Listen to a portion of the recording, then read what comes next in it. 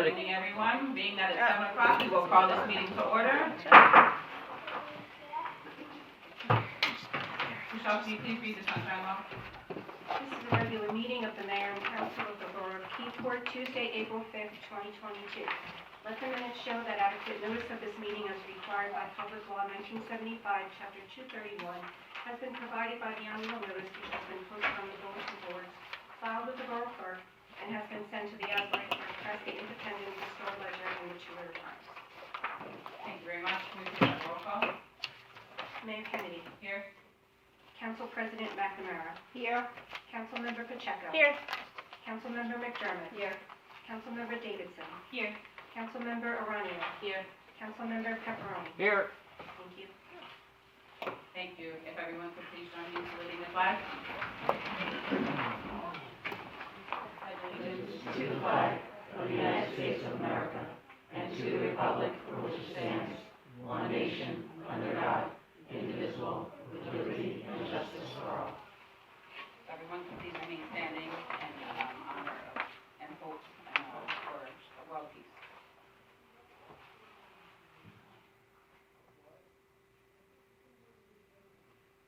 Thank you.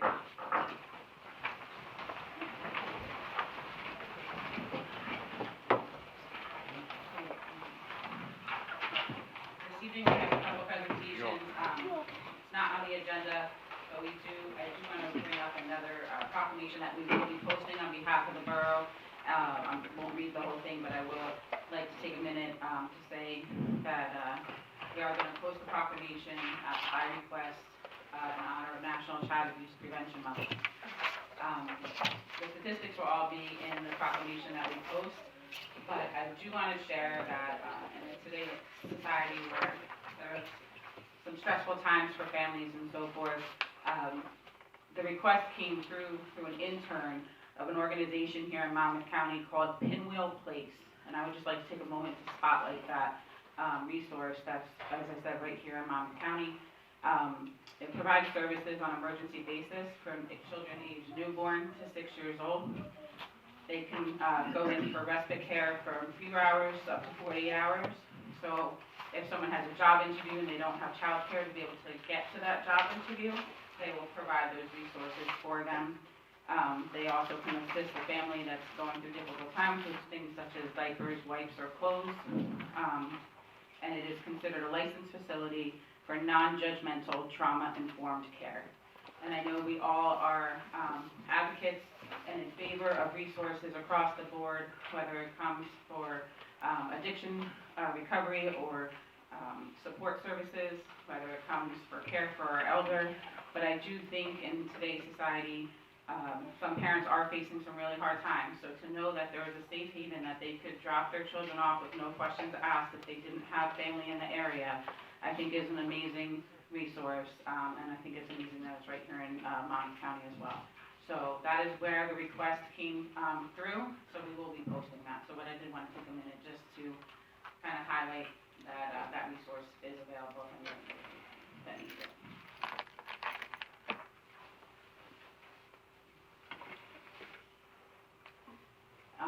Additionally, we have a proclamation this evening for National Library Week.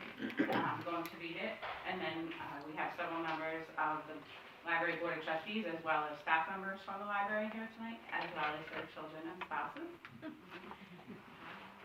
So I'm going to read it, and then we'll come out with the presentation, and we'll do maybe some photos with the council as well. Okay? Whereas, in addition to books, libraries offer opportunities to everyone to connect with new ideas and become their best selves through access to multimedia content, programs, and classes. Whereas, libraries foster a sense of connection and build community.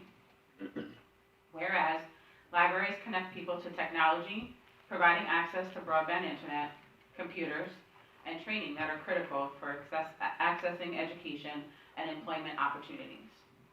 And whereas, in challenging times such as a pandemic, libraries and library professionals play an invaluable role in supporting their communities both in person and virtually. And whereas, libraries strive to develop and maintain programs and collections that are as diverse as the populations they serve, and ensure equity of access for all. And whereas, to adapt to our changing world, libraries are expanding their resources and continuing to meet the needs of their patrons. And whereas, libraries have long served as trusted and treasured institutions for all members of the community, regardless of race, ethnicity, creed, ability, sexual orientation, gender identity, or socioeconomic status. And whereas, libraries are cornerstones of democracy, promoting the free exchange of information and ideas for all. And whereas, libraries, librarians, and library workers are joining library supporters and advocates across the nation to celebrate National Library Week. Now therefore be it resolved that I, along with the Borough Council, proclaim National Library Week April 3rd through the 9th, 2022. And during this week, I encourage all residents to connect with their library by visiting online or in person to access resources and services. So we will present that. And also, I would like to just take a moment to recognize the staff and the efforts of the Board of Trustees of the Keyport Public Library. As you may all know, just short 2 years ago, technically 3 years ago, the borough went out for several grants. They also had engineers do extensive studies. That was under the leadership and guidance of the president of the Board of Trustees at that time, which is here this evening as well, Mr. Ed Carew. I think the tune of the engineering studies, I believe engineer Trevor Taylor was involved in part of those studies as well, was the report that came back. Councilman Pacheco was serving on the library board at that time. I think it was upwards of $750,000 of repairs that were needed and upgrades were needed to the library to make it a viable and sustainable resource for our community. To be quite honest, the best way to say it in a short way is the building was in complete disrepair. Those were the conditions that our employees of the library were working in, and those are the conditions that our patrons were partaking in the library. The library had not really seen many new resources, because just a couple of years prior to that, they were actually talking about closing the library down because they did not have any money left in their budget whatsoever. So to see between 3 and 4 years later for us all to be sitting here today, and to see that the efforts and dedication by the Board of Trustees for turning that ship around, as well as the Friends of the Keyport Public Library for doing significant fundraising efforts to help turn that ship around. I think it's also important that we acknowledge the staff members, who most of them have been there employed throughout this entire ride of literally the blood, sweat, and tears of emptying those bookshelves, putting in brand new bookshelves, and restoring the library to be a beautiful asset for our community. So with that said, not only would I like the Board of Trustee members to come forward, but any staff members that are here, because we are going to present each of them with a certificate of appreciation for their efforts.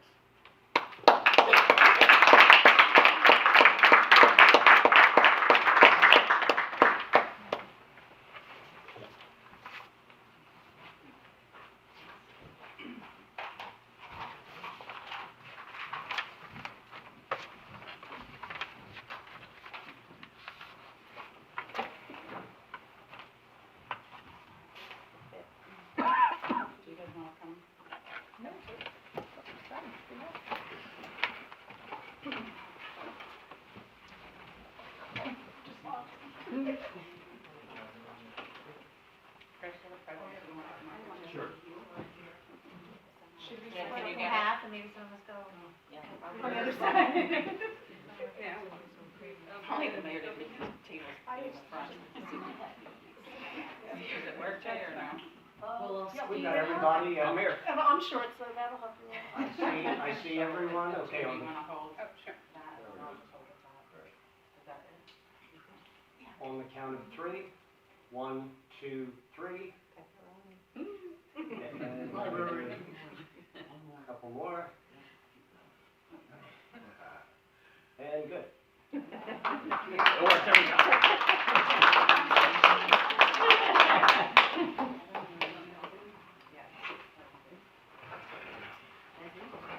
Leslie Cousins will present you with your certificate as well for your dedication to the library. Thank you for all that you've helped to do to bring it, more modernized and, all the programming, they definitely, help highlight and bring to the forefront of our community. Are any of the other? No, they're not here Okay. at the moment. So would you mind, or would you I be would interested in taking definitely, them? yeah, Okay. I would definitely share them. I'll just read the names so they're on record, so they know that we are appreciative, if they do a playback of the audio recording. So Barbara Raftery, Samantha Rice, Rose Keith, Sue Mulligan, Stacy Wilson, and Sylvia Cruzback. Thank you for all you guys do.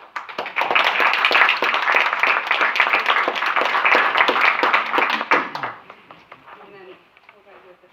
You can take your library. Yeah? Thank you very much.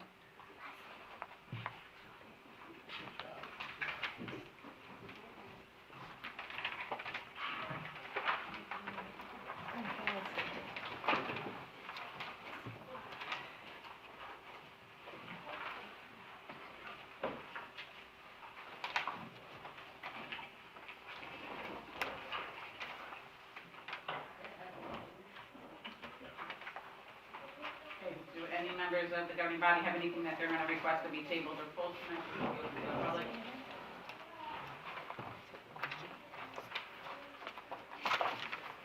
Have a motion to open to the public for, Second. consent and communications only. I heard a first and a second, all in favor? Aye. Any opposed or abstained? Motion to the public for consent agenda and communication items only. Mr. Lawrence? John Merla, 34 Broad Street, regarding Resolution 2022-108, appointing Municipal Alliance Coordinator. Who is that? Okay. Nikki Francis? Nikki Francis? Okay, you know, I've been a regular at the meeting saying this appointment was way overdue. I want to applaud the efforts. That's a perfect person for that job, and I think she'll do very good for the borough. I appreciate that. Any other members of the public? Mr. Lee?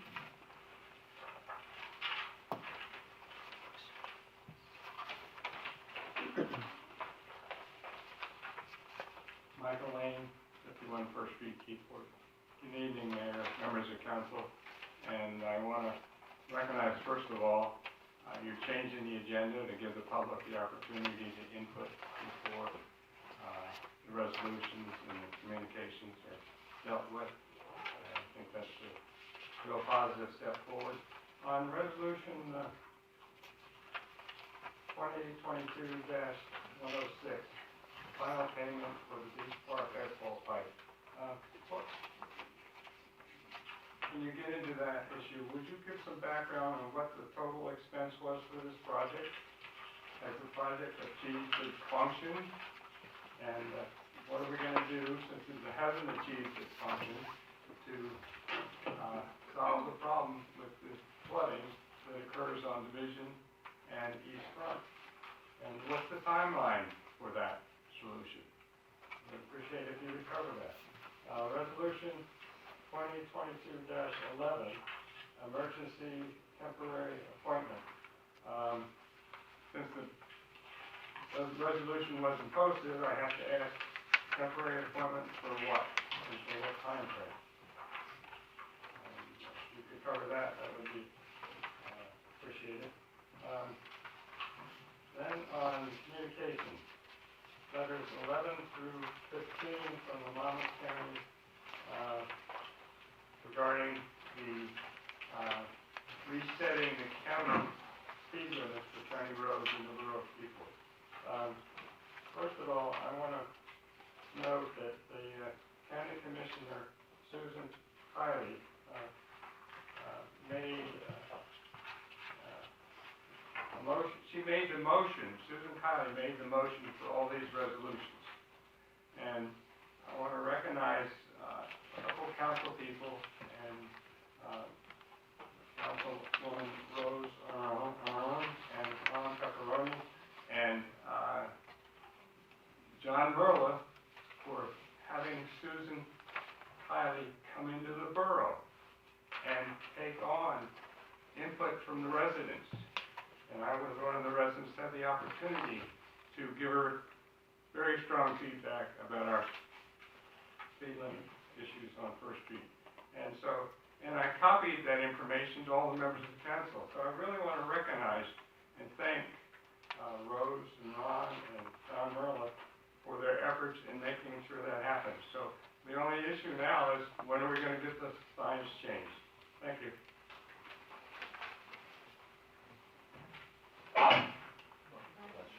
Any other members of the public? Mr. Graham, welcome back. Thank you. I'm on my way up there. No problem, take your time.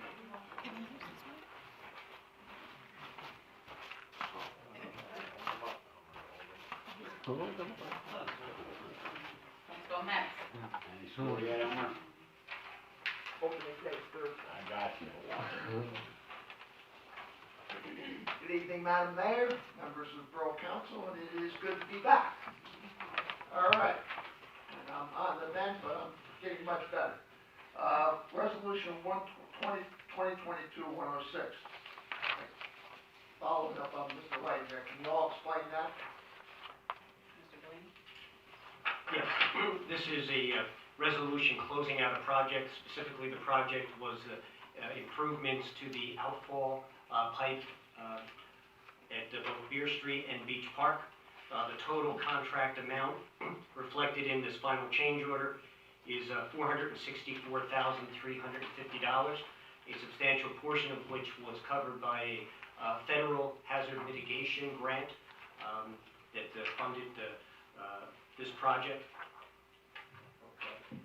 Now, that grant, hopefully that helps the taxpayers of our borough. Yeah, it partially funded the project. Okay.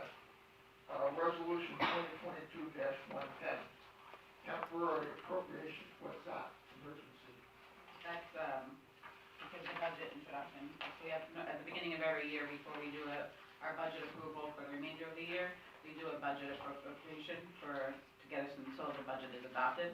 We are extending our introduction, until the next meeting, instead of the last meeting or this meeting. So it's just to cover those expenses in between, am I correct, Jay? That's correct. Okay. And one more thing, for the personal privilege here, Madam Mayor, thank you very much for sending the card from the borough, you and the Borough Council. Thank you very much. I really appreciate that. Thank you. Thank you. Any other members of the public? Seeing that there is no hands, can I have a motion to close? Motion. Second. All in favor? Aye. Any opposed? I'll give a couple quick updates on mayor's reports. I would like to extend public gratitude to CBS New York and John Elliott for the very impressive coverage of media and time that they spent in Keyport. Not only did they spend time here, but they truly listened. And they did, I think, an amazing job highlighting some of our great businesses. Obviously, there's no way to highlight them all in the short few days they were here, as well as our Firemen's Museum, which I think was also a great thing for them to be able to focus on, as well as broadcasting for 4 hours that morning from 6 a.m. to 10 on the morning of the parade.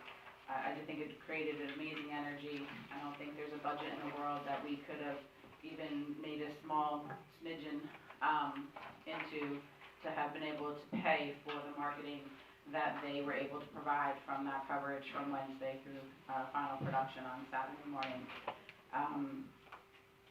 Obviously, Mother Nature, we're also very grateful for, who 6 o'clock that morning, John Elliott and I were in the mini park, and the storm clouds literally rolled out over the bay, so we came pretty close to that event, having some thunderstorms and lightning during the middle of it, which would not have been great.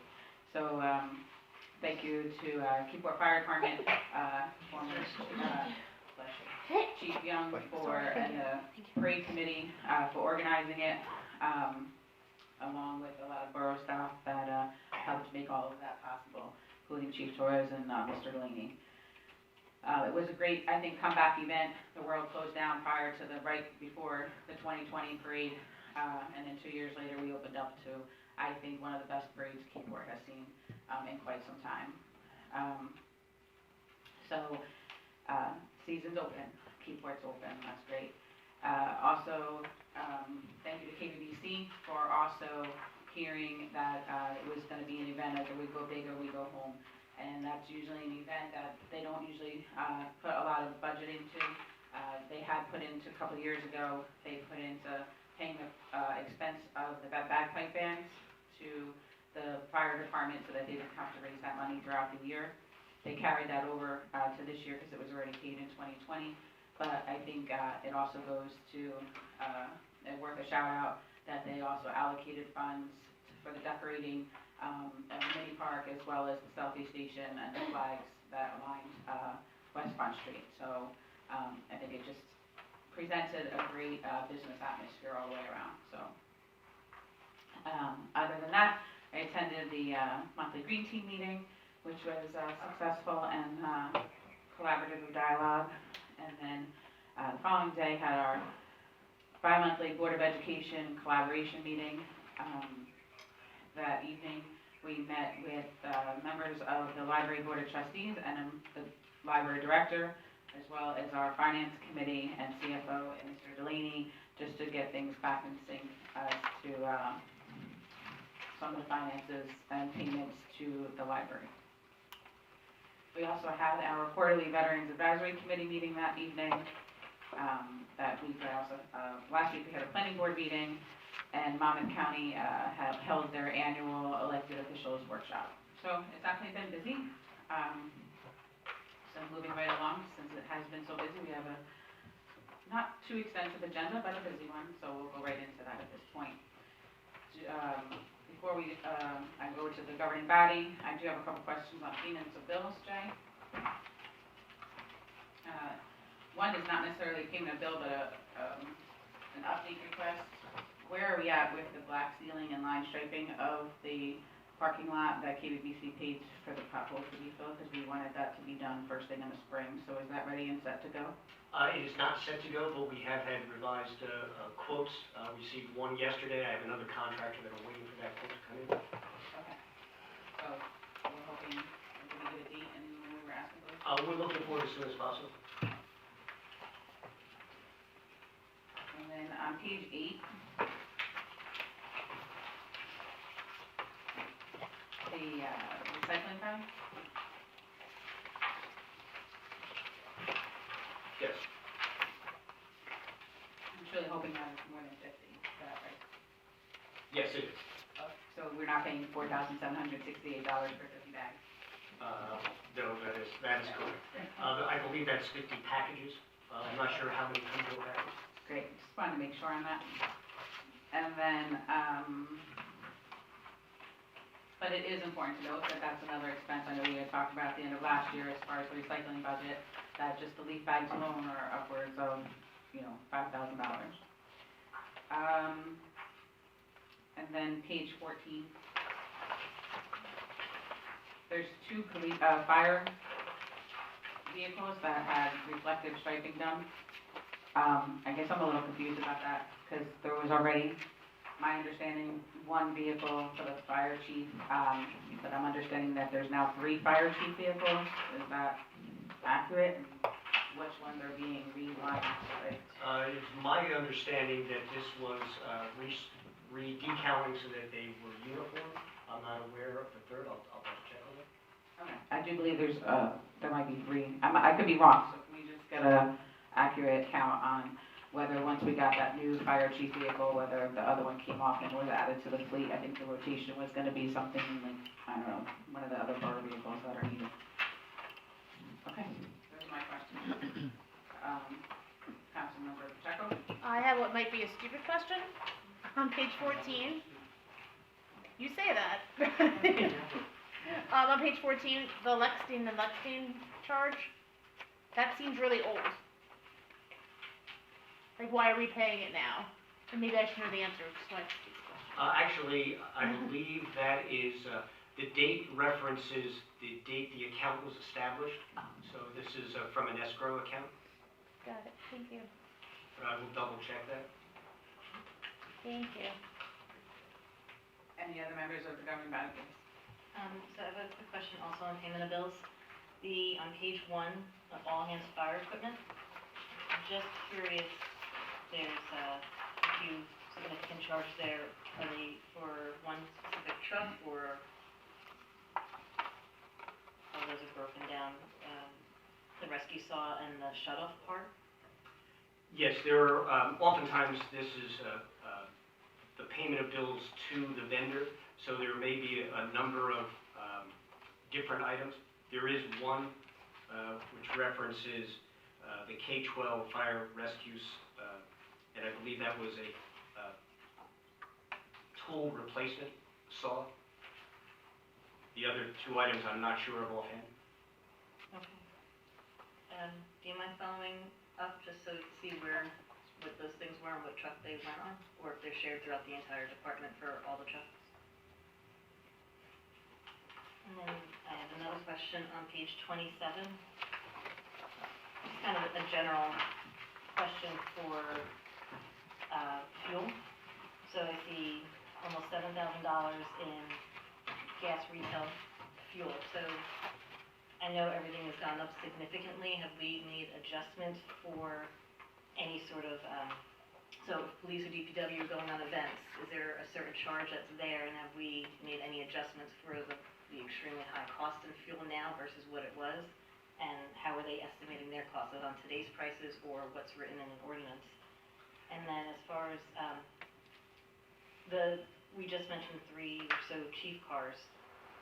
How many vehicles in the borough, aside from DPW and aside from the police, outside of them use the gas card, or do you get charged back to the borough for fuel? All borough vehicles are assigned an authorization card Okay. for fuel, if that answers that question. To your other questions, that's one of the items that we've looked at in budget. We actually historically have not changed the budget appropriation for fuel to reflect the vagaries of the market, the up and down.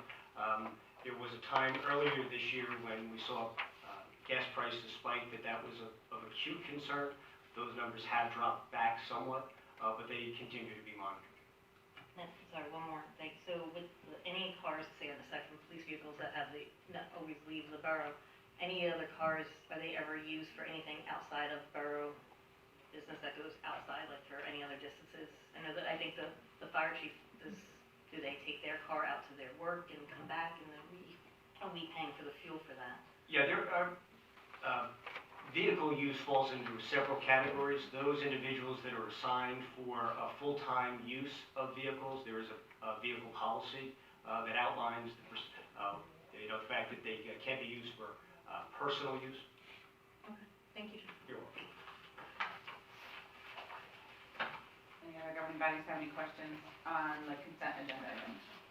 Mayor, I do have just one comment to clarify the point that was made earlier regarding the emergency temporary appropriations, which are, just as was indicated, these provide temporary funding until the budget is adopted.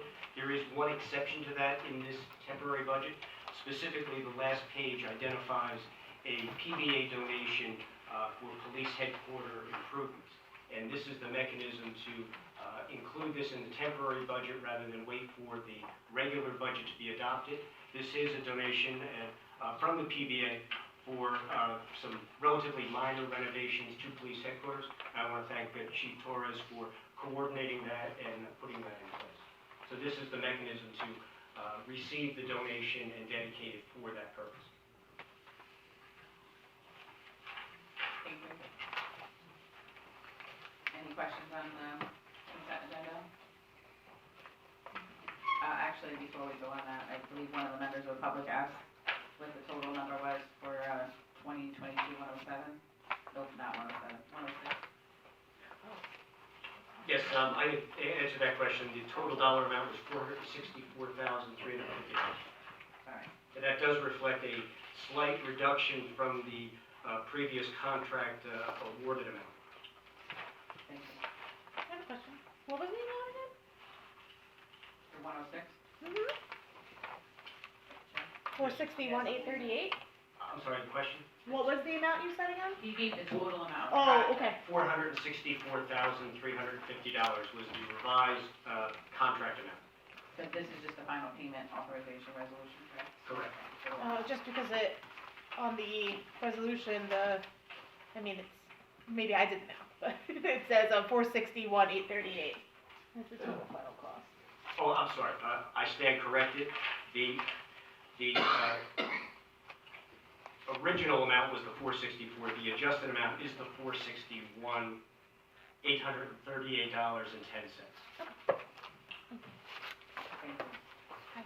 Seeing that there's no further questions from the governing body, is there a motion to approve resolutions R 2022-104 through R 2022-110?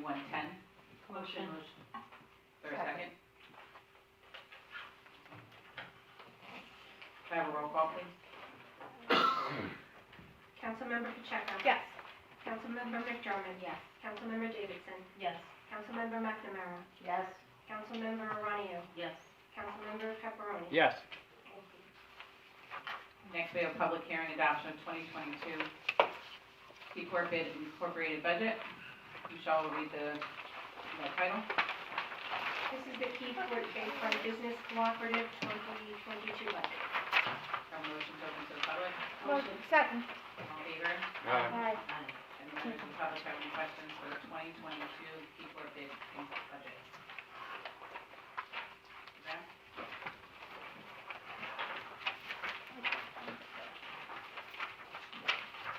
I told you all I'm back. Yeah. All the I'm happy to Brandon see that. 22 St. Peter's Place. On the KBBC budget, were there any public hearings on this? This is the public hearing. Okay, this is the public hearing, but, is someone here from the KBBC to give an overview of this budget? What is it, more or less summarize and explain it? The vice president is here if there were questions, but, Councilmember, McDermott and myself are board members. I can attest that this was reviewed and presented by, the KBBC board. And that this was what the executive board presented to the board members, that they were wishing to have their allocations to be able to do the programming and, services that they're hoping to provide this year. Okay, if I can ask, what's the total, and by the way, KBBC is terrific organization for our borough and everything like that. They've done an outstanding job. What is the, more or less rounded off figures, what's the total budget for the taxpayers to keep? So just for a matter of purpose of clarification, the KBBC budget is drawn from assessments on commercial or mixed-use properties. So it is not on residential properties. It has an allocation for a different percentage to be collected by the borough tax collector and then paid out on a quarterly basis to KBBC. So I believe, I'm looking for the page right now, it's $171,500. They were not of last year. We did not raise it So that's what's gonna be collected from the tax, from the tax assessment. From the assessment, not the tax. $171,000, $500. okay, all right, thank you. And Thank just to clarify, it has a rolling budget, that's why you see $332,500. That's a balance from last year that wasn't utilized because of COVID-19. Okay. Any other members of the public for this public hearing? Have a motion to close? Motion. Second. All in favor? Aye. Is there a motion, for resolution R 2022-111 adopting the 2022 Keyport Business Improvement District KBBC budget? Motion. Second. Have a roll call, please. Councilmember Pacheco? Yes. Councilmember McDermott? Yes. Councilmember Davidson? Yes. Councilmember McNamara? Yes. Councilmember Aranio? Yes. Councilmember Pepperoni? Yes. Thank you. Next, we have a public hearing and adoption of ordinance 2022-8, revising and updating the water rates. Michelle, can you read that by title? This is an ordinance of the Borough of Keyport, County of Monmouth, New Jersey, amending Chapter 14 of the Borough Code to incorporate recommendations to establish revised fees for water. Can I have a motion to open to the public for Motion. hearing? Second. All All in favor? Aye. Any members of the public wish to speak about this ordinance?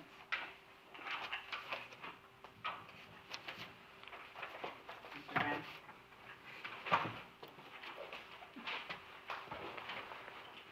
Albert Graham Jr., 22 St. Peter's Place.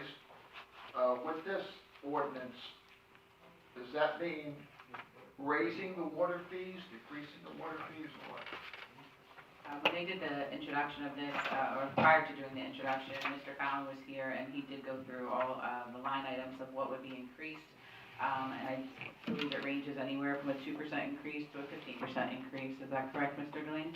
Yes, in general, it reflects for the average residential user in the borough of Keyport, their water and sewer will increase from current annual fee of $769 to $885. That's combined water and sewer. That's an increase of $115 for an annual on a yearly basis, and works out to just under $10 per month of an increase. Okay, let me ask a question. Why does there have to be an increase? Well, the rates are being proposed to increase to generate additional revenue to offset rising costs in the water sewer utility. It's been some 18 years since the water and sewer rates have been increased. It is anticipated that in total, these revised rates will generate approximately $450,000 on an annual basis. This year, particularly, there were a number of items that are being reflected in the new water utility budget. Specifically, we saw an increase in the cost for sewage treatment to Bayshore Regional. It also should be mentioned that these fees would take effect with the July billing. So the residents and commercial water users would not see that increase until that time. And that annual increase that I referenced would only be in effect for half of this year. It wouldn't take full effect until next year.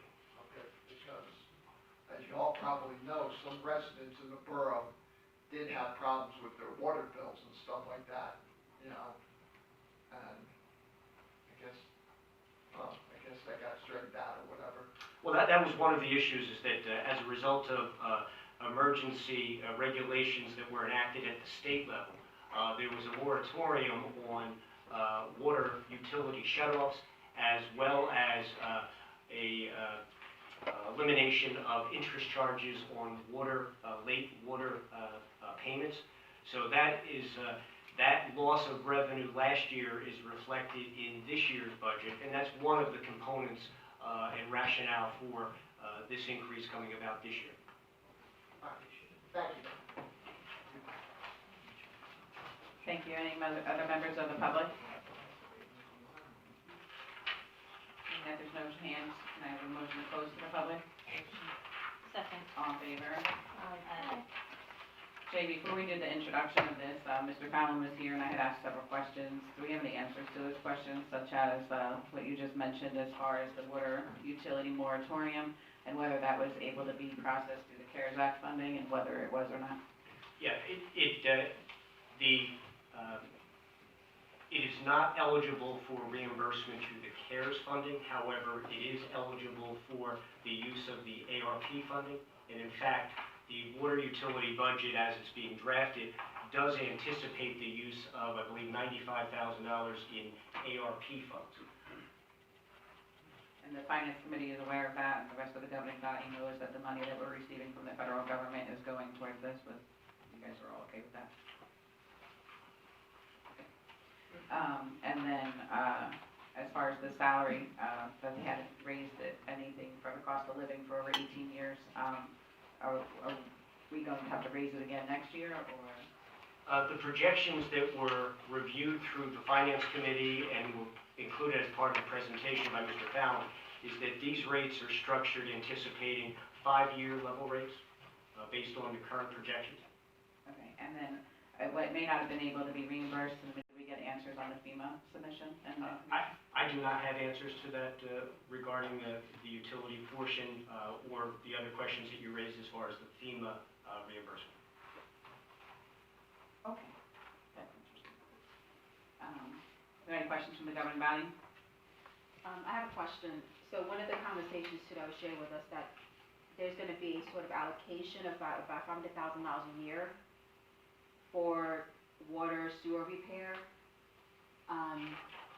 So how are we gonna know as a governing body what's allocated towards that, how's it utilized?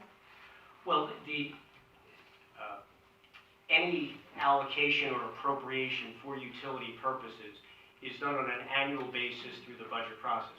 So while the current projection is to continue with the pay down of debt and to also anticipate having funds for the expenditure of additional capital improvements, that is subject to annual discretion of the governing body at the time the budget's adopted. So that fund, so you're saying that funding can get allocated towards another usage for something else? Well, understand, let's start at the beginning, which is the water sewer utility, although it is included as an element within our budget document, the water sewer utility is funded through the rates that are generated from utility users. So it is separate from the tax portion of our budget that funds regular municipal operations on an annual basis. So again, the projections that were developed to support this increase anticipate continuing to fund capital improvements in the utility. That is subject to the annual discretion of the governing body as to where they wish to see those revenues spent, whether they're for capital or for other operations within the water sewer utility budget. Because we all know we have about 100-year-old pipes, and if we don't really start fixing strategically our infrastructure and, you know, utilize this for something else that's not necessary, we're never gonna fix our issues here. And there was some, I guess I'll call it a brief part of the presentation, referenced our capital needs on the water sewer utility for both replacing aging water mains, but other capital needs, including sewer improvements and as well as improvements to hydrants, manholes, and the entire water sewer system. And then the last thing was, so regarding staffing, are we looking to hire permanent staffing to handle like the water sewer, the water plant? Or are we saying we could The current plan and the projections that were developed in support of this rate increase does not anticipate any expansion of personnel within the utility operation. Most of these improvements are large capital improvements. And I'll use as an example, presently we are in the process of reconstructing Church Street, and as part of those improvements for the road, we are first completing the improvements to the water and sewer infrastructure. In this particular case, the entire water main on Church Street is being replaced, and there's a section, not the entire sewer main, but a section of the sewer main on that street is being replaced as part of this project. And anytime that the water mains are replaced, there's really three aspects of that. It's one, replacing aging pipes, upgrading to replacing, when we replace them, replacing what in some cases are 4 or 6 inch water mains to larger 8 inch water mains, as well as replacing the hydrants. So it's a upgrade to the distribution system that provides for improved water quality in that the aging pipes are replaced, as well as better distribution and fire protection as the mains are being upgraded to provide a higher volume, higher pressure for not only consumption purposes, but also for emergency purposes. Councilman Checker? Is there any mapping done to kind of list the priorities of what capital projects we should do first?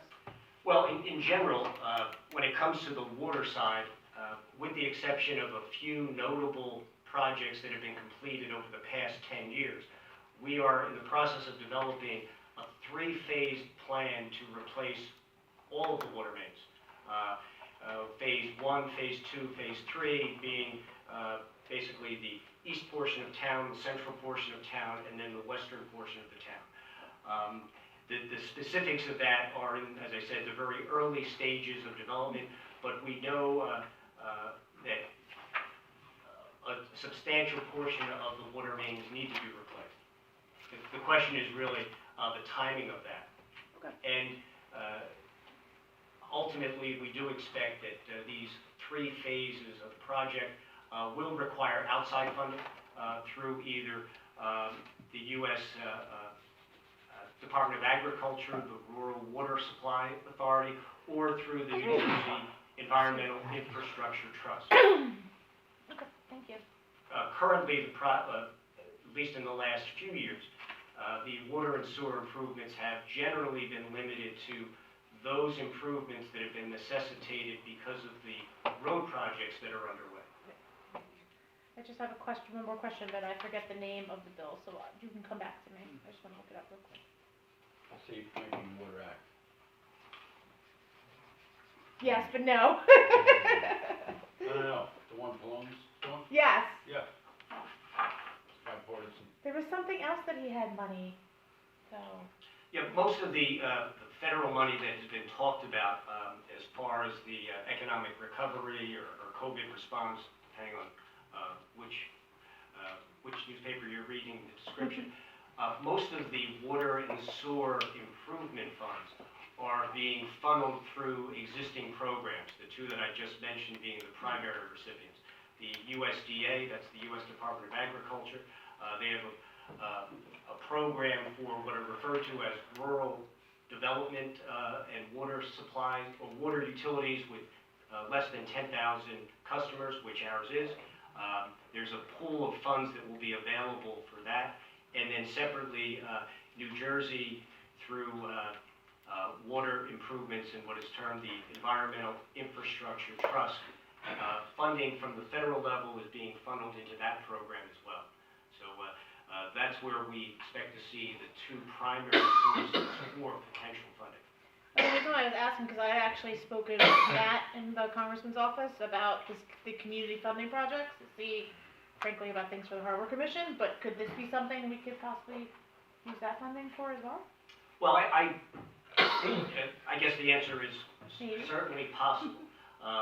But based on our most recent experience with the appropriation that was included in the recently enacted omnibus spending plan for 2022, outside of those specific appropriations, most of the funding, as I said, has been funneled into those other programs where there are already, they have a well-established process for prioritizing the funding. Oh, yeah, he told me that. But I was curious. Thank you. Anyone else on the governing body have any questions? Pleasure of the governing body, is there a motion to approve this ordinance 2022-8? Motion. Second. Roll call please, Michelle. Councilmember Pacheco. Yes. Councilmember McDermott. Yes. Councilmember Davidson. Yes. Councilmember McNamara. Yes. Councilmember Aranio. Yes. And Councilmember Pepperoni. Yes. Next, we have ordinance 2022-9, amending Borough Code to reflect necessary revisions as identified in the subcommittee. Oh, sorry, I just lied. Oh, we have to publish. I have a motion authorizing clerk to publish ordinance Motion. as adopted. Second. We skipped this guy. All in favor? Aye. Any noes? Next, we have ordinance 2022-9, amending Borough Code to reflect necessary revisions as identified by the subcommittee. The clerk will read it by title. This is an ordinance of the Borough of Keyport, County of Monmouth, New Jersey, amending and supplementing Chapter 21 of the revised general ordinances of the Borough of Keyport entitled Business Improvement District.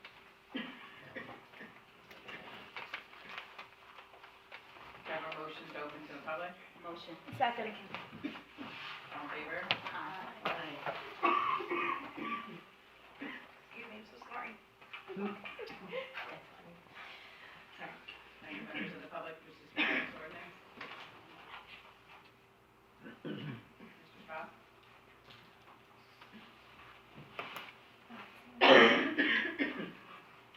Lindy, help me, Charles.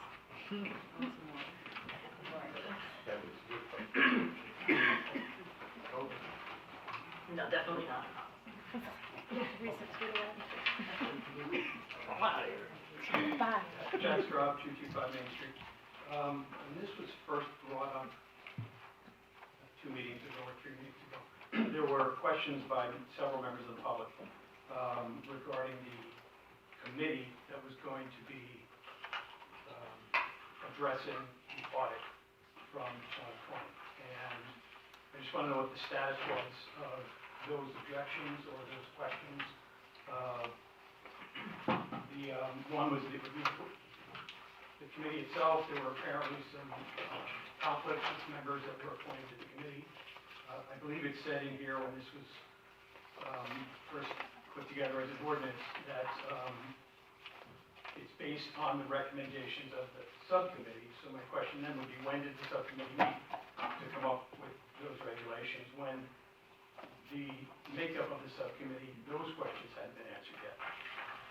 Or might have been answered. I'll defer to Ms. London. I believe that was what. Excuse me, miss. When the allegations were made concerning potential conflicts of interest, they were thoroughly reviewed. Counsel for the KBPC had submitted several cases and his reasoning why he, in his opinion, it was a conflict. It was looked at thoroughly by my office and by myself, and it was concluded that I found no conflict of interest. It was discussed with counsel in closed session at, I can't remember the meeting, but I remember when you had the closed. we had a closed session, at which time my opinion was given to them as attorney-client privilege. I'm sorry, your opinion was? Was given to them as part of the attorney-client privilege relationship. Wait, I'm sorry, what are you saying can't be discussed because of attorney-client privilege? No, I said the discussion regarding the issue of the conflict was discussed as part of the attorney-client privilege under the Open Public Meetings Act. There are specific reasons that you can go into closed session. Right. One of those reasons, if you are discussing matters of attorney-client privilege, this particular issue fell within that category. Between you and the counsel, that's the Yes, attorney. as their counsel, correct. And during that discussion, I gave my opinion that there was no conflict. Give your opinion to the KBPC attorney? No, I gave it to my client, the counsel. I'm very confused. I worked for the counsel, so I understand. So someone, I'm guessing the KBPC attorney, tells you that there's possible conflict, and you say, you don't say yes or no, you say it's attorney-client privilege, so that just means it doesn't get settled? No, it has been settled. The issue was raised. It came to me as counsel to the Keyport Borough. It was reviewed, and my conclusion was there was no conflict. If there's no conflict. That was relayed back to my client, the counsel. Right, I'm just confused about the attorney-client, okay, that's fine. So there were several other issues in addition to the possible conflict of the actual report from the auditor. The first thing I brought this one up was that there are just inaccuracies in here. It says the audit was conducted for the fiscal years 2019, 2020 by Paul Carrying Company. That's not true. And The resolution was corrected. You raised that issue at one of the meetings, Right. and the actual resolution before, this one you're voting on tonight, 2022-67? no, the resolution, Oh, the ordinance, that's what you're saying, the ordinance, okay. and you pointed out the errors, and those were corrected. Well, that one was corrected. There were several other errors that went back to the findings itself, where the auditor was saying that he was not able to find information. And I thought that would be cleared up as far as distinguishing something that was done or not done versus he couldn't find it. And I went to, I think, all the KBPC meetings, and it was made clear that the possession of the computer, the office computer, the phone that had all those documents in it, the auditor couldn't find the information. So if you read his report, it says, couldn't find it. There are also, again, there were a number of things in there that I thought were going to be addressed and not. So your answer is that it's going to be voted on as it is, and there are no further adjustments? What's being voted on tonight are proposed changes to the ordinance based on the auditor's findings. Fine, but the ordinance itself, you're saying you're comfortable that the ordinance doesn't have any more errors in it? You wouldn't vote on an ordinance that has errors in it. I'm gonna have to, chime in on that one, because I was, made suggestions on edits further along on this ordinance as well, as conversation and dialogue has taken place over just the last several years. And I was told that those cannot be taken to at this point in time, because the resolution only addressed the findings of the audit. Right, this ordinance is limited specifically to the charge that was given to the subcommittee in respect to the audit findings. There are, I think, other things in the ordinance itself that lends itself to revisions. That will be for another day, but the purpose and the charge that was given to the subcommittee was specifically regarding the audit findings. So that is only, changes being made are only limited in that respect. Okay, and in this ordinance, you're not going back to the resolution. In this ordinance, I understand the strike-throughs are things you're removing, the other items that are highlighted are things that you're adding. There are still errors in there, because there's still reference to KVA, and KVA was decertified, a long time ago. So there's still things in there. There are other, and it was noted by the subcommittee, and we didn't want to go outside of the charge that was given by resolution, because it was a limited purpose. But yes, there was a recognition that there are other But the things. council did the resolution. So if the council that's doing the ordinance found problems with the resolution that they approved, wouldn't they go back and fix it? Now, you're missing the point. The charge that was given to the subcommittee was to address the specific findings in the audit and to make those changes needed or proposed with respect to the findings. That was it.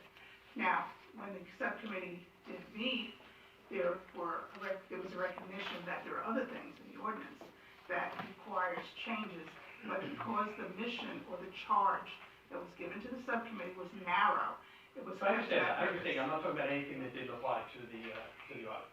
I understand that. But again, as long as you and the council are fine with that. So there's a recognition that there are other things to be changed, and that would be. No, I'm not gonna drag this on. I'm not talking about other things that you want to address in the ordinance that affect voting or elect, whatever. I'm not talking about those things. I'm talking about specifically what the charge was. And that you're comfortable with both the resolution and the ordinance, because it appears to me that there's still at least some discrepancies or some explaining. Just want to make sure that. We'd like to have you point those out then, so we can look at them. Well, going back to the resolution, which is part of why you're voting on the ordinance, there was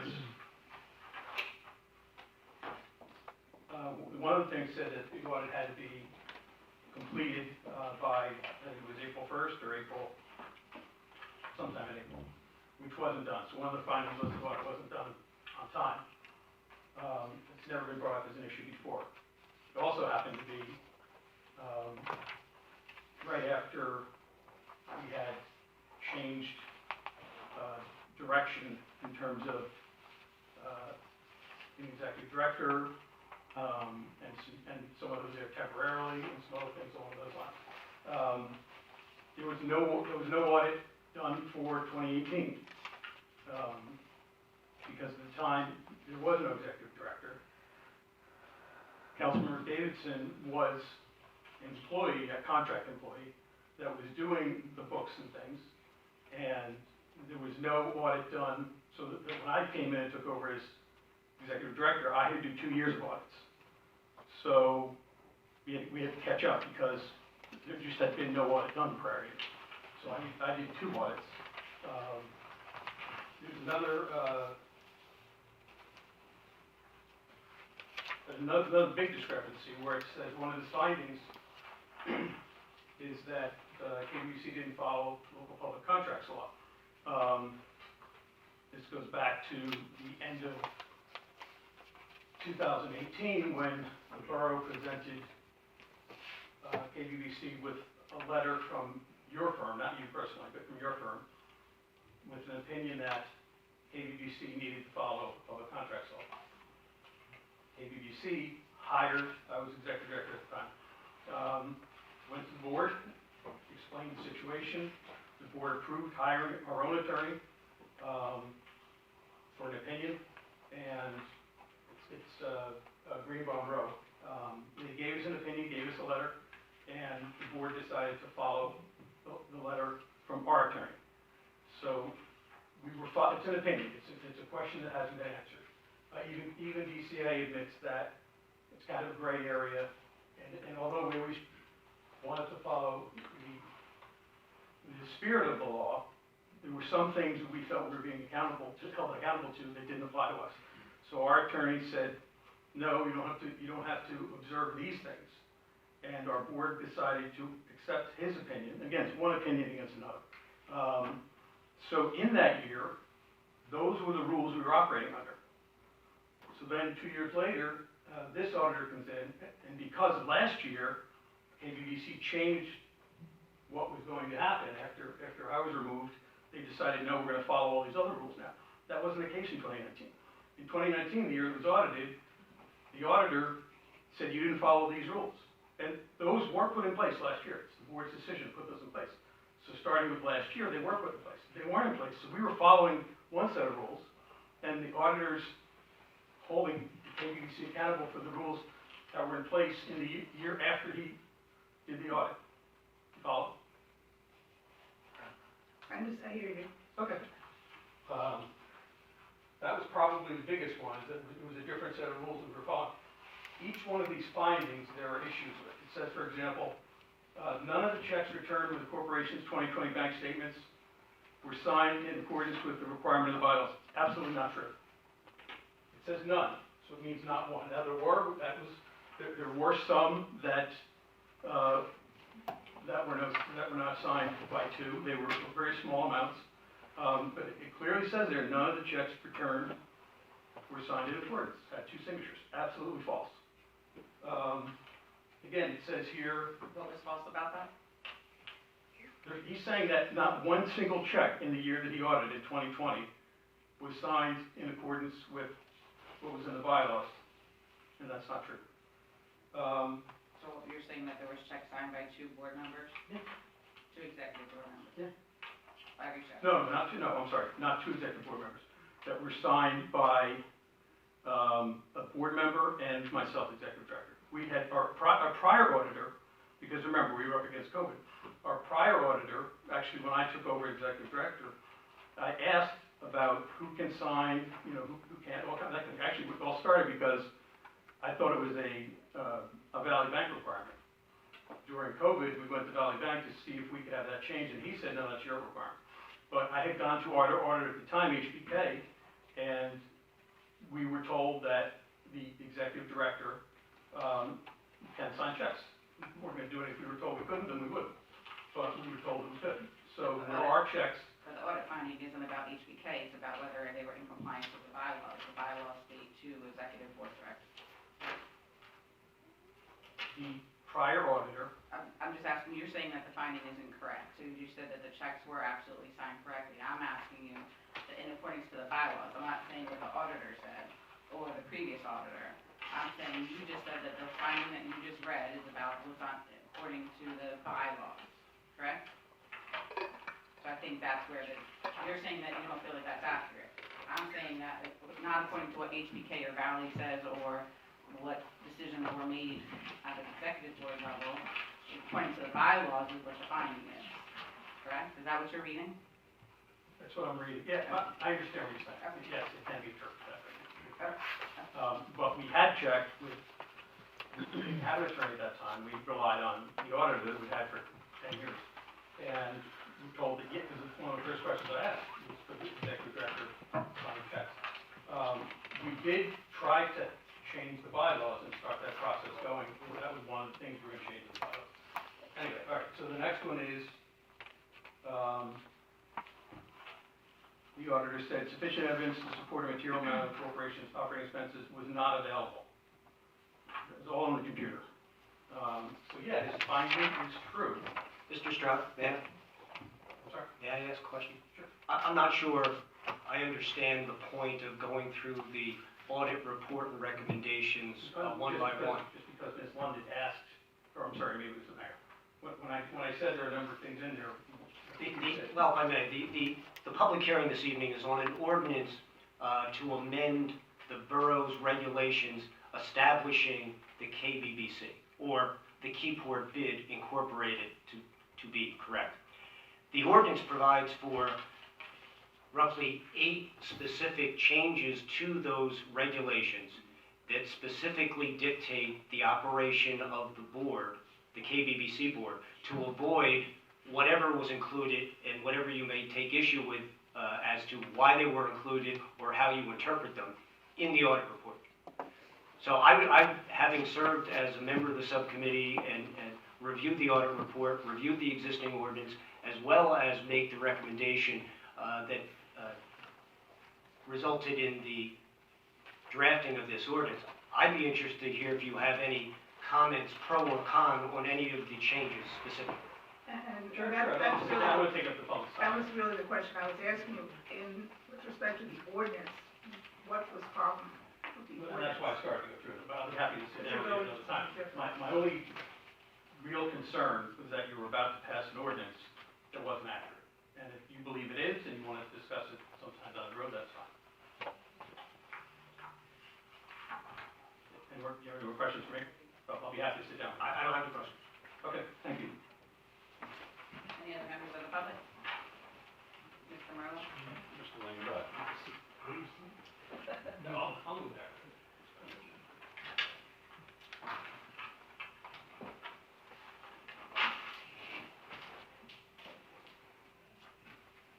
Michael Lane. Relative to this ordinance, I really want to compliment the subcommittee that put this set of recommendations together. They really are an outstanding set of best practices to be applied to operation of the business. They're just outstanding, and I compliment you on that effort.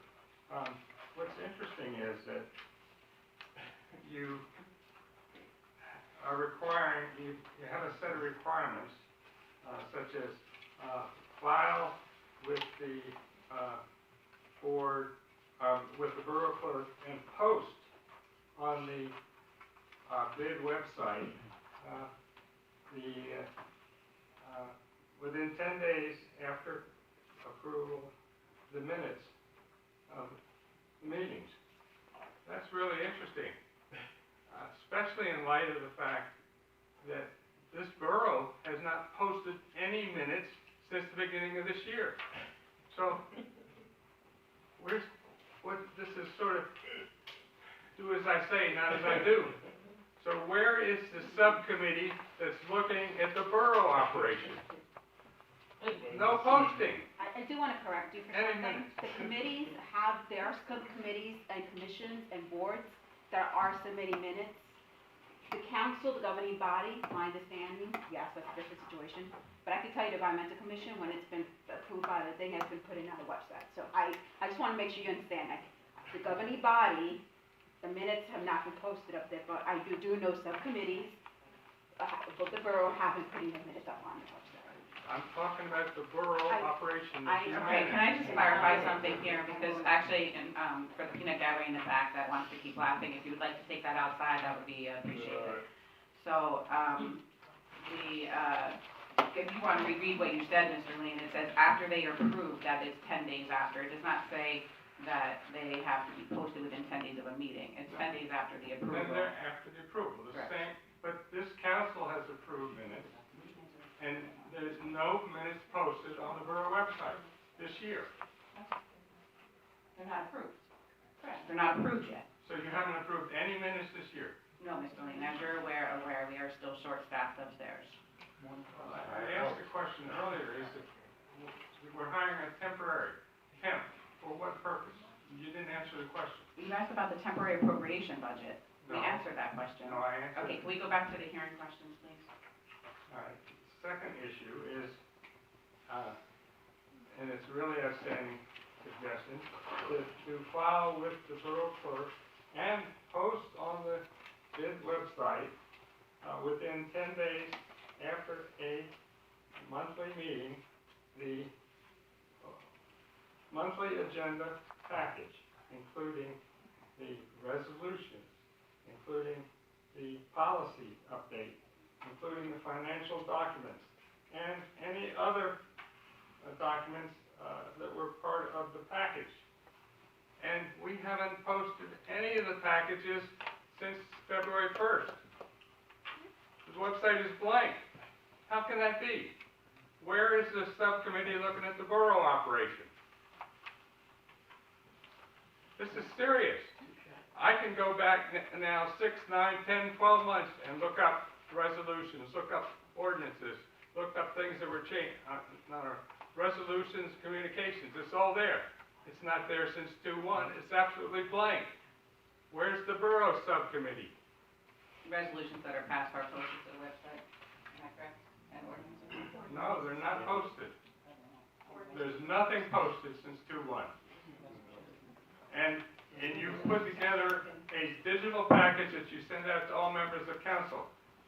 And for some reason, you can't share it with the public before the meeting, but it's after the meeting, and you still can't post it? I don't understand. I'm sorry, I'm slow.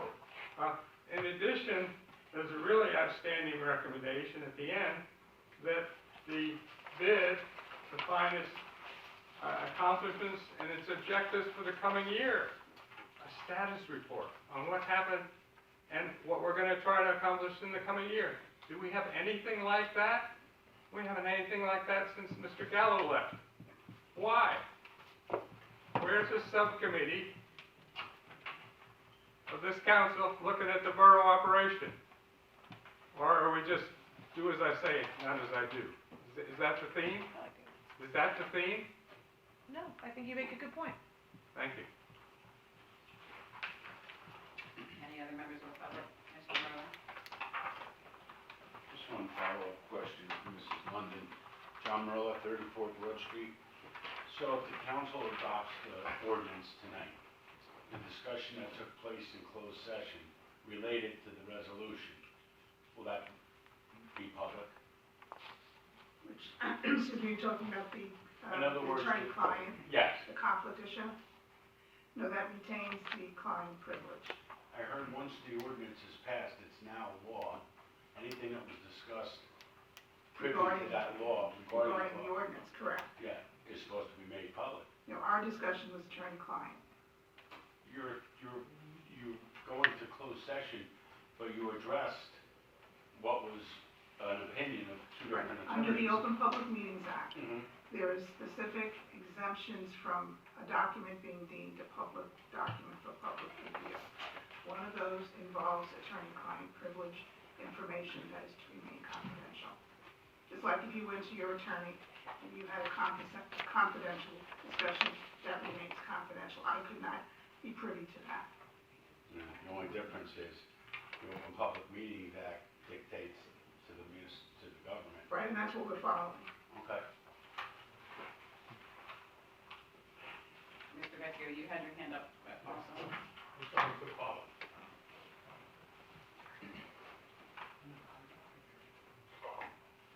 Jack Straub, 225 Main Street. Just one more thing following up on Mr. Lane had said.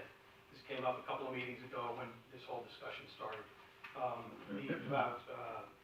Talking about audit findings. The borough's audit for 2019 had a finding from the borough's auditor. Said our review indicated that certain departments had made commitments prior to certification to build availability funds. This condition did not meet the standards established at NJAC. Requires certification of availability funds prior to any commitment of borough funds. We recommend all requisitions are submitted CFO certified. Okay, so that was a finding of the 2019 audit.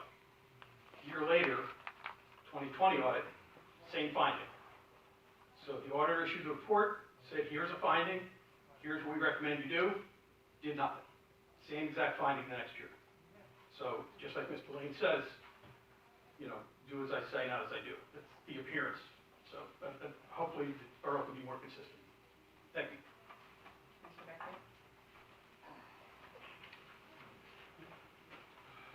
Lance Vecchio, 55 West Front Street, Keyport, New Jersey.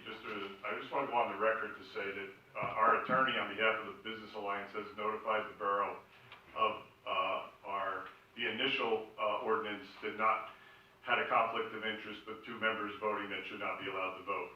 We did not get a reply to that. I just want to get on the record for that. We also are opposed to this one and don't believe they're allowed to vote. And we've also been in contact with the Department of Community Affairs, who's launching an investigation into that. So I want to go on the record for that. Thank you. Any other members of the public? Seeing no hands, can I have a motion to post? Second. All in favor? Aye. Is there, any?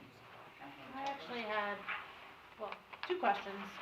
One, actually was going to ask if the current board of the KDPC has seen this and what their thoughts are on this. And my other question was actually on page 13, at the bottom, the proposed language is, upon completion of its review, the mayor and council may at its sole discretion based on the nature of the audit and or the audit findings conduct his own independent audit, which shall be paid for by the district management corporation. Is that from the audit? Is that a recommendation?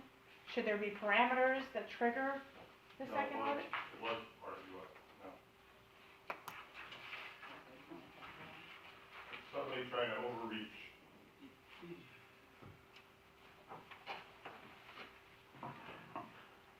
The committee viewed it as an extension of what the audit findings were.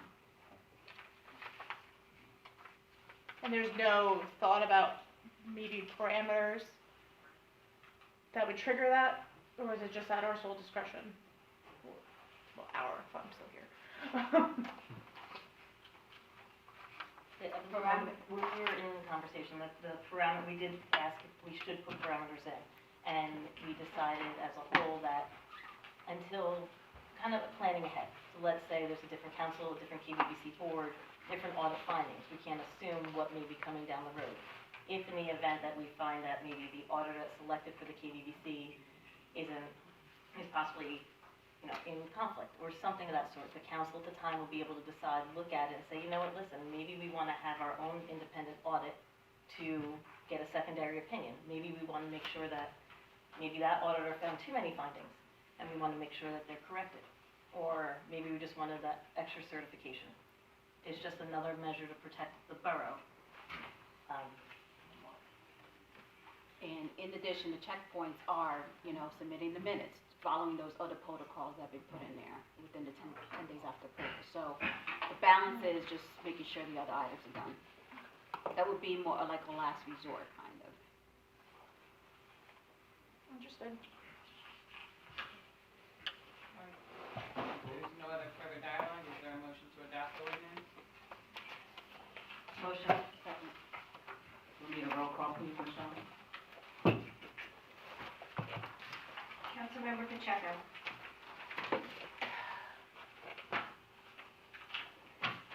I actually do like some of the edits in the ordinance. I'm concerned that the KBBC doesn't seem to be on the same page as the subcommittee, so I'm gonna have to vote no, even though I do think it's headed in the right direction. Councilmember McDermott. Yes. Councilmember Davidson. Yes. Councilmember McNamara. Yes. Councilmember Aranio. No. Councilmember Pepperoni. Yes. It's adopted. Motion authorizing clerk to publish ordinance as adopted. Motion. Second. All in favor? Aye. Any no or abstain? Do I have to abstain? Do I have to abstain? You have to abstain. Abstain, sorry. Ordinance number Oh, those two. I have to also.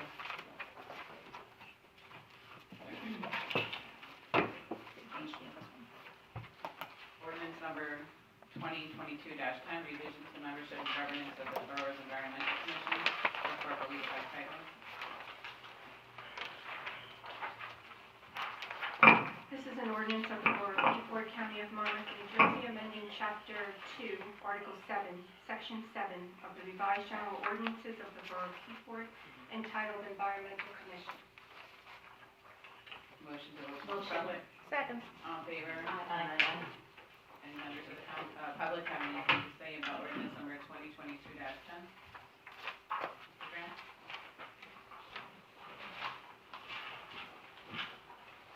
Under J. Graham Jr., 22 St. Peter's Place. Just a simple question on this. Can you all revise general ordinances and stuff, ordinances and stuff, can you all explain this?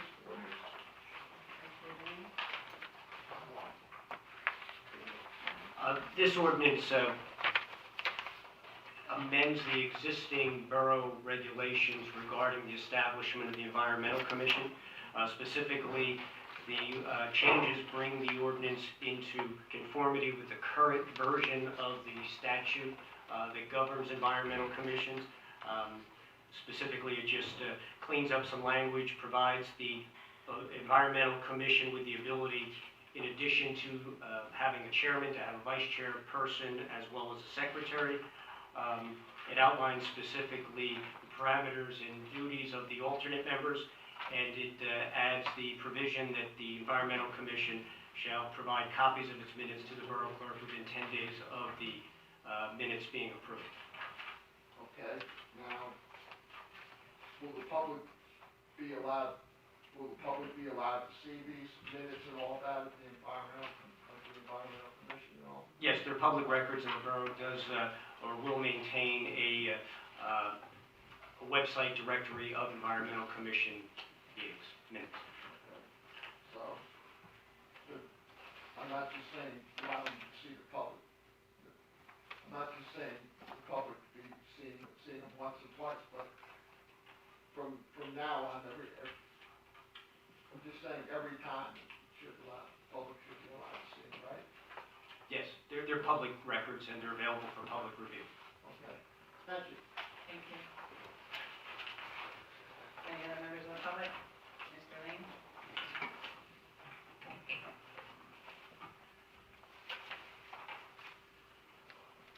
Mike Lane, I've had the good fortune to attend, I think, almost every environmental commission meeting for the last 3 or 4 years. And Mike Palmisano and I have discussed this ordinance, and Mike did a lot of work on it, and they're very much in favor of you approving it. And posting in the minutes, that's a great step forward. I'd like to also thank Councilmember McDermott on taking the initiative on this when I had asked all governing body members to review all of their administrative code chapters so that they're all updated. There's still many more that need to be done, so I commend Councilmember McDermott for actually taking that lead and getting it done. Any other members of the public? A motion to close to the public? Motion. Second. All in favor? Aye. Is there any further dialogue? No, I had the same question, but Mr. Lane answered it, so, that this was reviewed by the environment. Can we have a motion to adopt? Motion. Second. Have a roll call, please. Councilmember Pacheco. Yes. Councilmember McDermott. Yes. Councilmember Davidson. Yes. Councilmember McNamara. Yes. Councilmember Aronio. Yes. Councilmember Pepperoni. Yes. Have a motion authorizing the clerk to publish the ordinance as adopted. Motion. Second. All in favor? Aye. Any no or abstain? Next, we have communications by consent. We have items number 1 through 10 for approval consideration, and items number 11 through 15 for receive and file. Mr. Delaney, do you have any commentary on any of the items 1 through 10 in regards to requests from borough budget? No, Mayor, these items have been reviewed. I did prepare and distribute to the governing body a summary of all events that are either have been approved or are pending to the governing body with estimated costs associated for borough support of those activities. They just received that today, correct? That's correct. Councilmember Checo? Just a quick question, and I know it probably doesn't, I just wanna confirm that the procession on Palm Sunday won't actually conflict with the egg hunt. It will? Is that gonna create, I mean, I don't wanna stop a procession on Palm Sunday, so, but will that is it gonna create problems on your end? Chief? I mean, these two things should probably be spoke about by each group. It would, I mean, we're gonna try to get it through, we'll lead it, and we'll have someone at the tail end, so we hope not. We're gonna lead it through with the police car first, and then one at the tail end to try to get it safely through.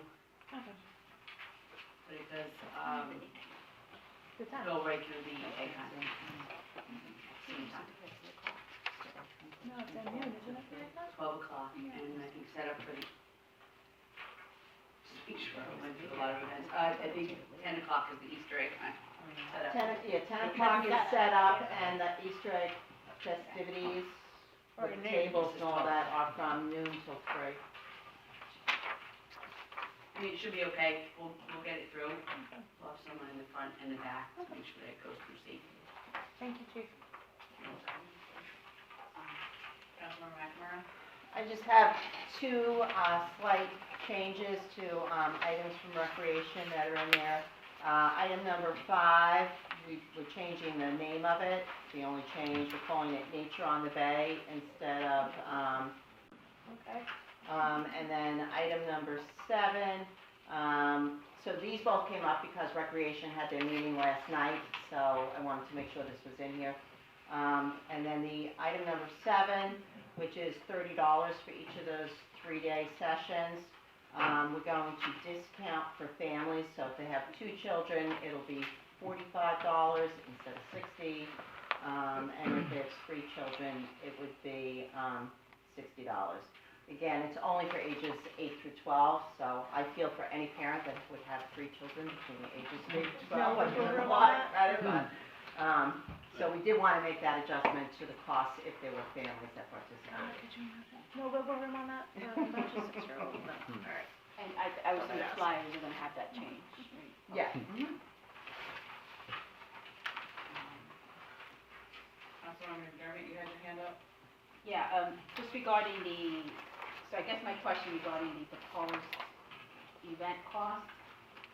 I mean, are these within budget?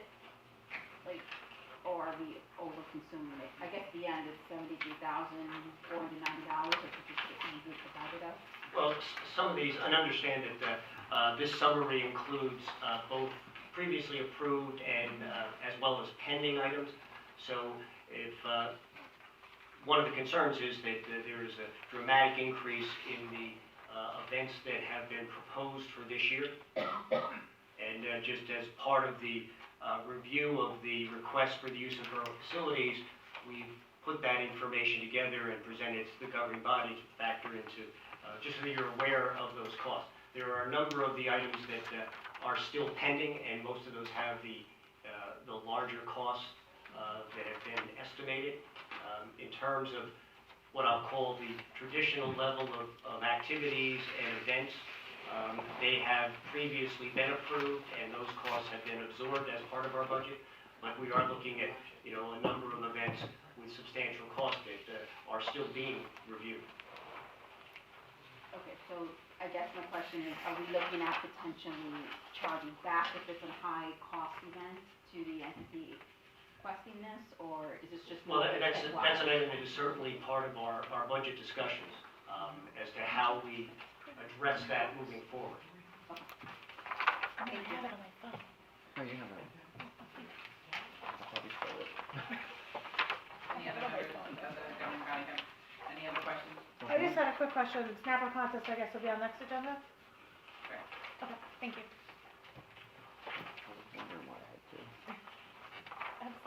Any I other? think it's fancy for now. Thank you for doing this. Thank you. So small, right there.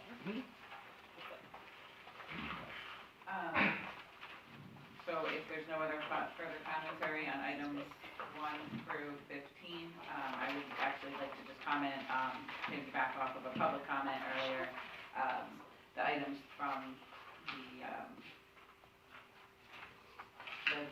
Monmouth County Board of Commissioners. We have extended a sincere appreciation to them. That has been, I want to say, I can attest to 9 years in the making, from back when I served on the Environmental Commission. Mike Tomasano and Maureen Kinkella put an entire database together of all intersections throughout the municipality. And they were hoping to get the speed limits reduced back then. And then initiatives further on down the road were through the NJTPA, and then communication had gone to the county through those initiatives as well.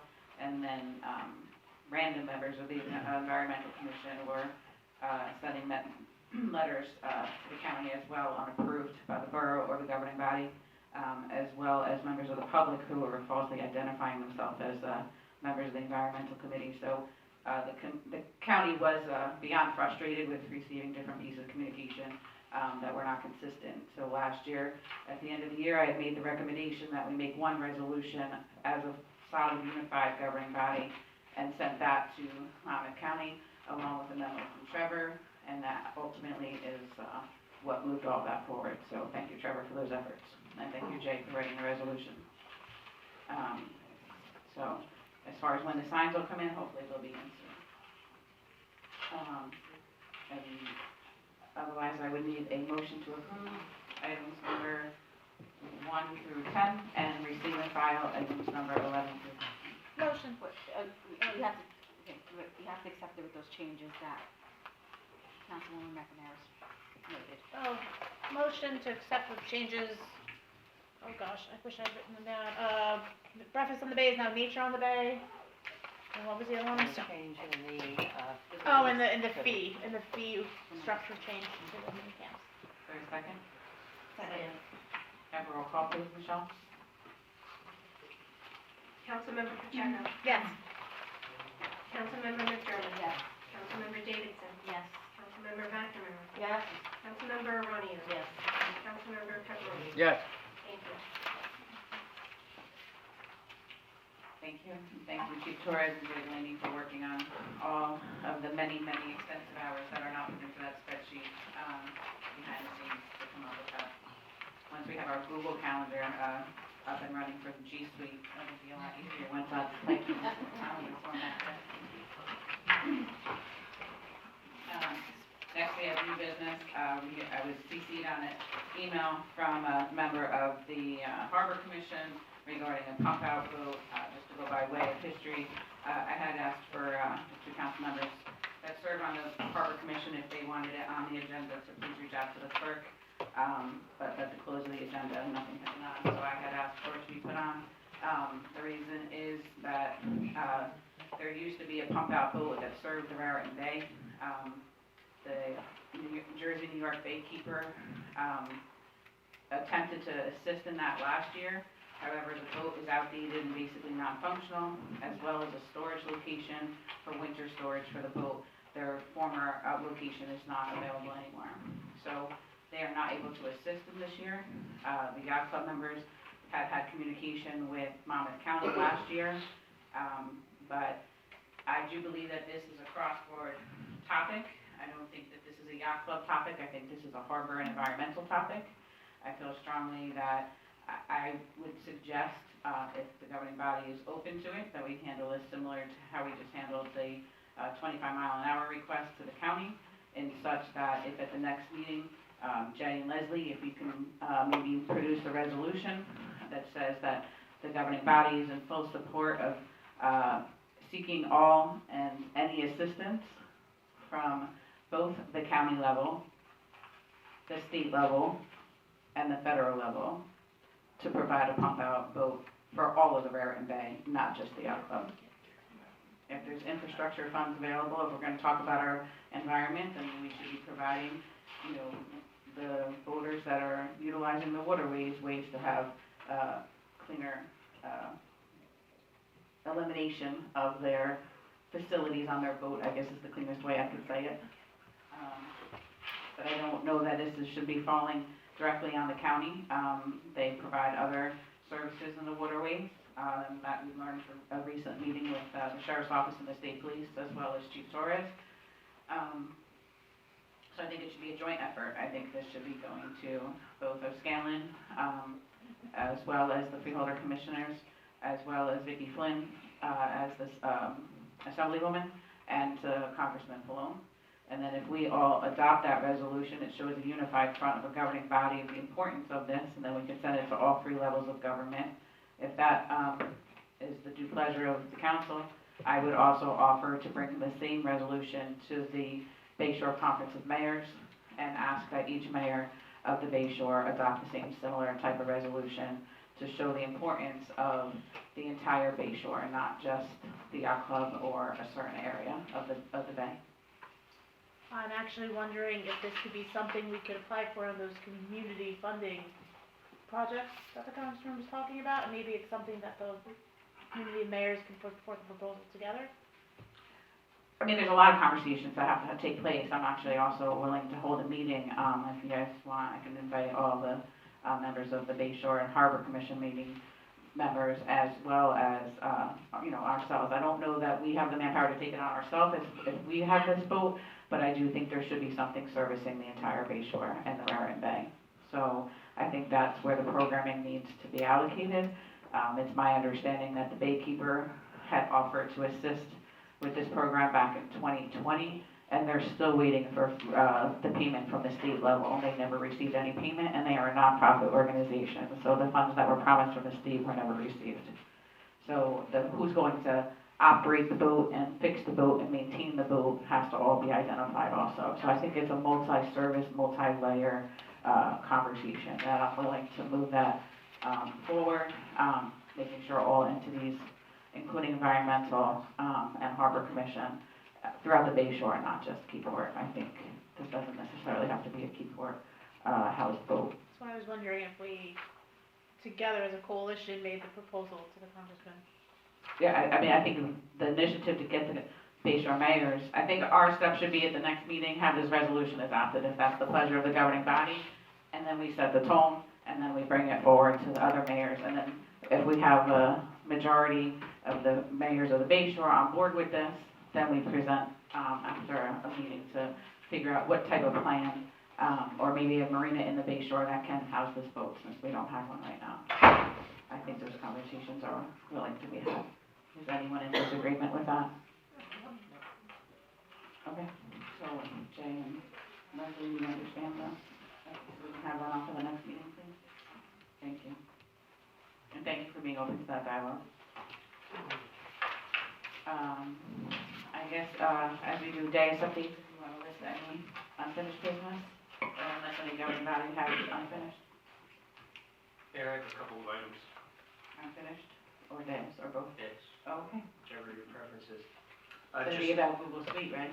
Okay. Just a couple of updates. We are ready to go to bid for the improvements to Broad Street. That's the CDBG Community Development Block Grant funded program that primarily is handicap and pedestrian improvements along Broad Street. We were thrown a little bit of a curve in that the planned inclusion of upgraded, or in one case, an upgraded pedestrian crosswalk, and the second was the addition of a pedestrian crosswalk. We were originally looking at doing some solar-powered, relatively inexpensive solution. The county is requiring on county roads now that they be fully powered, non-solar units. So we are including those in the bid as an alternate, and we'll see what the funding looks like on that part. Wait, before you go further, can we just explain to the governing body what that's actually, what location that's for? Sure. The one location is the existing crosswalk in front of the school, and the second is, would be a new crosswalk on South Main Broad, in front of Bethany Manor. So that's, that has been an ongoing request for pedestrian improvements there, and we had preliminary discussions with the county that looked like we were going to be able to do it with the solar powered ones, but in any event, that is ready to go to bid. Additionally, we're ready to schedule a public, required public session on the Transportation Alternative Program. That's a federally funded initiative. In our case, it's a pedestrian improvements along First Street, West Front, Broadway, and we are scheduling, we're proposing to schedule a session on Wednesday, April 27th in the afternoon, early evening from 5 to 7. That would be similar to what we did on the Church Street project. That would be here in this room, outline the planned improvements and solicit public comment on those improvements. Can you repeat that date, please? Sure. That's Wednesday, April 27th, 5 to 7 p.m.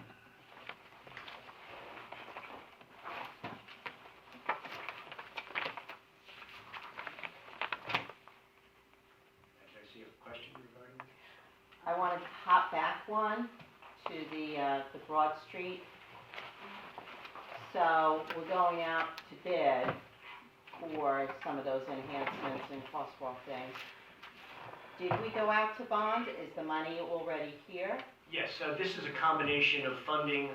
As I mentioned, the borough was recipient of a community development block grant, commonly referred to as CDBG. We have $164,000, is that so? $162,400. I had just written that down. Thank you. So that's what we got from the grants. That's from the And grant. then we went out for additional money. That's correct. At one time, we were looking at a much larger scale project. We have scaled that back. There are a number of what I would call competing interests in terms of our need and desire to get the grant-funded portion of the project out of the way. There are longer-term issues that we want to address, some utility items. However, we are deferring those so that the county has scheduled the repaving of Broad Street for this year. And so we are sort of fine-tuning, again, depending on what the bid results come into, but we hope to have at least a portion of the improvements in the area of the school completed during the summer months, so as to minimize any inconvenience or conflicts with pedestrian traffic to and from school. So I have two follow-up things. What, is it all of Broad Street that's getting paved? From where to where? The county is proposing paving all of Broad, at least all of it in Keyport, from the other side of the highway, and I believe it goes all the way down actually to Route 35. Correct, it goes all the way to Route 35 on the south side. And all the way to, actually, American Legion? well, essentially to the intersection with First. Okay. And then on the money that we had bonded, what will, after we do whatever we have to do with Broad Street, what funds are still available and what are our restrictions on where that money can be used? Yes. There was, this project was previously funded. There is a bond ordinance in place, and we actually included that in our refunding and refinancing that we did late last year due to a number of factors, including good interest rates. If there is, and we do expect there will be, excess funding, that funding can be reallocated to other capital purposes. Would require an amendment to the ordinance by the governing body. But we'll cross that bridge when we get to it, depending on the results of the bid results. Okay, because I had the impression it was a lot. We have a $500,000 bond, that was taken out in July 2020 with anticipation of promises of sidewalks on Broad Street to all of the homeowners on Broad Street, which was a promise that had been made from the former council members. But the challenge then came that, and the proposal from the county came in because the county roads have not been paved in Keyport in 22 or more years. Not one single county road has been. So they had approved to pave Broad Street. However, that agreement, Trevor, you can correct me if I'm wrong, for us to accept them to pave Broad Street, we had to sign a waiver saying that we were not aware of any sidewalk or curbing upcoming projects within the next 5 to 10 years. Is that correct, Trevor? 5 years is a county moratorium. So knowing that we had this bond out there to do that project, we were unable to accept the Broad Street offer of having it all paved. So that's why we had to go back and change the scope of work to be something that's a little bit more doable and reasonable to do the intersections. Okay, so after we go out to bid, we'll have an idea of what money we have left from that bond. That's correct. Okay. We had, I will also say that Trevor also put in a request when that was all still being sorted out, that, to see if they would change the location of the road that they were proposing to pave, and that was not a feasible option. So they're back at the table offering us again to pave Broad Street. I think at this point, we don't, look at gift in the mouth and not accept that. It's, you know, the only thing I would suggest is if it's getting repaved this year, that we seriously look into the concept of whether we're gonna make it one way, because we should do that at that point in time. So I think those conversations need to be happening sooner or later. So Jay, I'm gonna charge that And they're initiative. well aware, I'm assuming, of the big problem at the library corner. Yes, we are, and we anticipate addressing that prior to the county paving. Okay. Do you mean having a crosswalk on Broad Well- Street, or are you talking about the water and the potholes similar to Rare and in Broad? The water and the Exactly. potholes, the crosswalk I had brought up at a separate thing, but that obviously as well, you can't get across there. Okay. The Raritan and Broad/Main County is also looking at that, because there are ongoing drainage problems there, so they've committed to looking to designing some improvements at that intersection to eliminate the ponding further. So that'll be done in conjunction with a new pedestrian crossing push button at that location. Thank you. The county, I mean, I remember in the Complete Streets process, the county was made aware of some of the design ideas we had for that area. Would we be thinking about incorporating some of those ideas? Obviously, the one-way, perhaps bike lane, parking, there was a whole number of ideas that came out of that. Yeah, I think if we want to do that, we've had Do that. meetings with the county, it's to the point now we have to do something and put a serious request in for that if we want to do that. And let's get the ball rolling. What's the timing on the county paving project? Typically they bid that in the summer and start construction in September. Jay, I know you were giving some updates, and I know I was half kidding, but I'm kinda not half kidding, I'm kinda serious. Where are we at with getting an email system that's functional?